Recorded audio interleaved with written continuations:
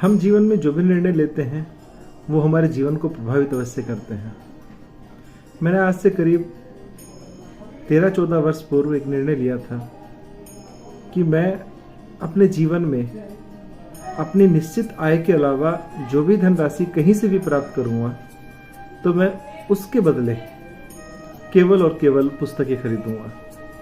जब मैंने निर्णय लिया तब मैंने देखा था कि मेरे पास वेद नहीं है, चारों वेदों के भाष्य नहीं है। तो मुझे एक धनराशि प्राप्त हुई थी एक समाचार पत्र में स्टोरी ऑफ द ईयर के रूप में। तो मैंने उस धनराशि से वेदों के चारों भाष्य खरीदे थे। मैंने इसी क्रम के अनुसार अपनी पुस्तकें खरीदी। एक बार मुझे धनराशि प्राप्त हुई तो मैंने केदार खंड के चारों भाग का जो संस्कृत और हिंदी अनुवाद सहित था वो खरीदा। एक बार मुझे धनराशि प्राप्त हुई तो मैंने और महत्वपूर्ण पुस्तकें खरीदी।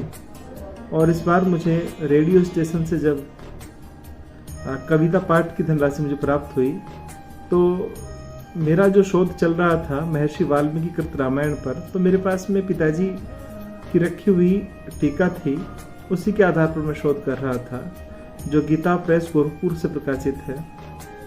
मैंने सोचा क्यों ना शोध को और गंभीर और व्यापक करने के लिए एक टीका और ली जाए।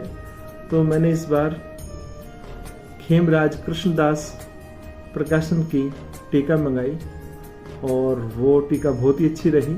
उसने मेरे दृष्टिकोण को और व्यापक किया और जो चीज़ें मुझे जहाँ समझ नहीं आ रही थी उसे समझाने में मदद किया।